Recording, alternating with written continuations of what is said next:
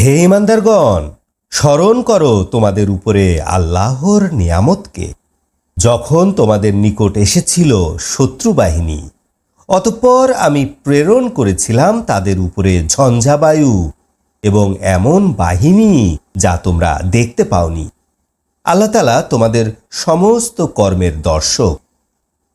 যখন তারা তোমাদের দিকে অগ্রসর হচ্ছিল, তোমাদের উচ্চভূমি হতে এবং তোমাদের নিম্ন ভূমি হতে, যখন তোমাদের চক্ষু বেঁকে গিয়েছিল এবং তোমাদের প্রাণ কণ্ঠনালীর মধ্যে চলে এসেছিল এবং তোমরা আল্লাহ সম্পর্কে নানারূপ চিন্তা ভাবনা করতেছিলে, সে সময় মুমিনদেরকে পরীক্ষা করা হয়েছিল এবং ভীষণভাবে তাদেরকে কাঁপিয়ে তোলা হয়েছিল। মুনাফিকরা এবং যাদের অন্তরে ব্যাধি আছে, তারা বলতেছিল, আল্লাহ এবং তার রাসূল আমাদেরকে প্রবঞ্চনার ওয়াদা ছাড়া কিছুই দেয়নি।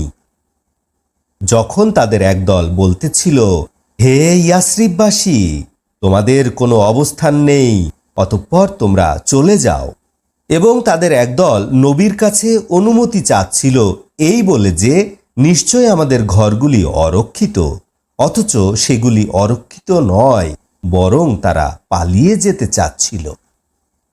যদি শহরের চতুর্দিক হতে সম্মিলিত বাহিনী তাদের উপরে প্রবেশ করিয়ে দেয়া হতো, তারপর তাদেরকে বিদ্রোহ করার জন্য বলা হতো, তাহলে কাল বিলম্ব না করে তারা বিদ্রোহ করত।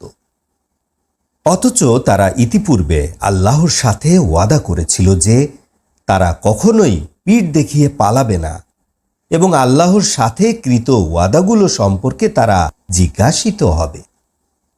আপনি বলে দিন, তোমরা যদি মৃত্যু অথবা হত্যা হতে পালাও, তবে এই পালানো তোমাদের কোনো উপকারে আসবে না, তাহলে তোমরা সামান্য সময়ই উপভোগ করার সুযোগ পাবে। আপনি বলুন, এমন কে আছো যে তোমাদেরকে আল্লাহ হতে রক্ষা করতে পারে, যদি তিনি তোমাদের কোনো অকল্যাণ কামনা করেন অথবা কল্যাণ কামনা করেন? তারা নিজেদের জন্য আল্লাহ ছাড়া কোনো রক্ষাকারী বন্ধু পাবে না এবং কোনো সাহায্যকারীও পাবে না।